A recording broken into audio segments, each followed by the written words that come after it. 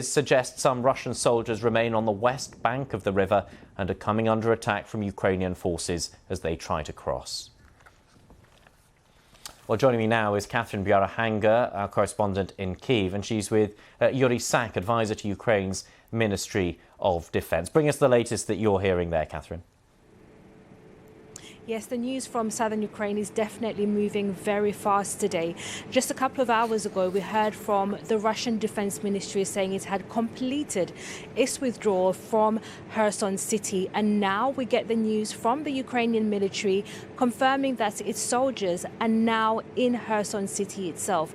Well, to find out the latest, I'm joined by Yuriy. He's an advisor to Ukraine's Minister for Defense. Mr. Sak, what do we know about what's happening in Kherson right now? The latest information that we have from the Defense Intelligence of Ukraine is that the Ukrainian armed forces are gradually entering Kherson city. We understand that not all Russian troops have left yet, even though they've made this announcement. But we don't trust Russians anyway, because they lie all the time. We understand that some of the troops have been left behind, so they're now taking off their military uniforms, throwing it in the garbage and trying to mingle in with the local populations, fearful for their life. So our call to them of course, is surrender and save your life. Don't be foolish. Now, I want to say that Kherson is the city, if you remember, that when it was occupied by the aggressor in early March, the people of Kherson, those who are now jubilantly welcoming the Ukrainian armed forces, they were standing there facing tanks with Ukrainian flags. These are heroes. They had no weapons. All they had was their will, their patriotism. And now it's a very emotional moment for them because they've braved through this difficult period of temporary occupation. And now, thanks to the successful military operations of the Ukrainian army, which for weeks now have been conducting a successful counteroffensive in the south of Ukraine, in the Kherson region, we have liberated over 41 villages.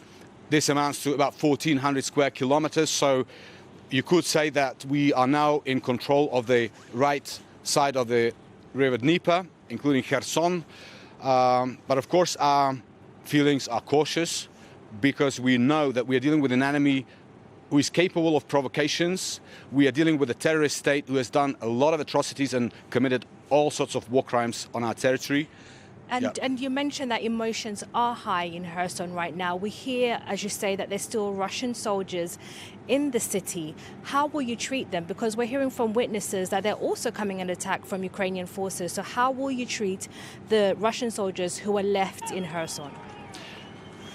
I think we have proven it time and again to the world that we are not Ruskis. We are a civilized nation which abides by international law, which follows the prescriptions of Geneva Conventions.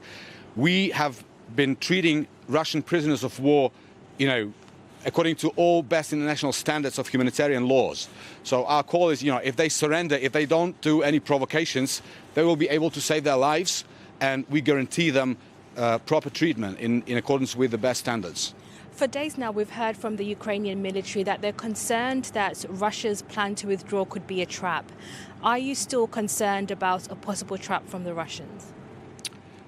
All our military operations, they're all based on very careful planning, reconnaissance, intelligence, and of course assessment of risks. So we cannot ignore these reports that Russians could be planning a trap.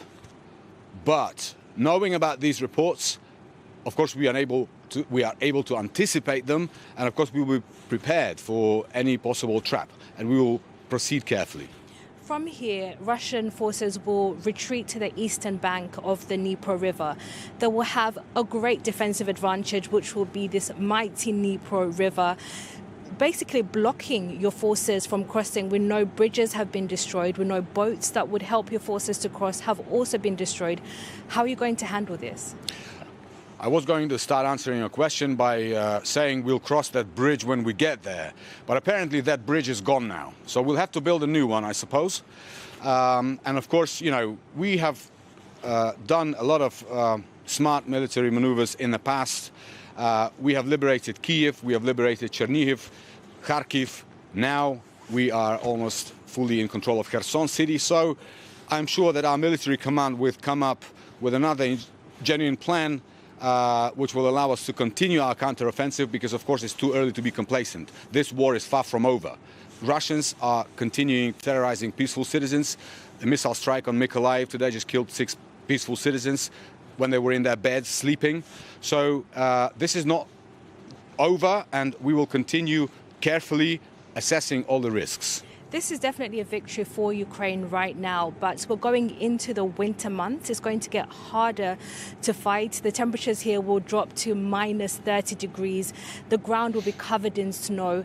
How do you handle the next few months, especially now that Russia will be in a safer position, let's say? How will you handle the winter? You can't take any more territory, can you? Well, it all depends, on a lot of factors. We'll have to see what kind of winter we are going to have. Right now we're in the middle of November, and this is not a kind of typical November weather, right? It's much warmer. So it could depend a lot on, what the weather conditions will be. But of course, winter will be a factor. It will slow down, both the Ukrainian side as well as the Russians. But I want to stress that this is not a war that began on February 24 of this year. This is a war in which our armed forces have been engaged from 2014, when the annexation of Crimea happened and the Russian invasion of Donbas area. So our armed forces have the experience of conducting military operations in different weather conditions, including winter. So we will continue carefully and we will succeed. Thank you very much, Mr. Sak. So that's the latest news we have from Ukraine. Ukrainian forces are now in Kherson city. But as you're hearing there, this war is definitely not over. There are many more months left to come. Back to you in the studio, Ben. OK, thank you very much for the moment, Catherine. Catherine Bjarahanga there, our correspondent in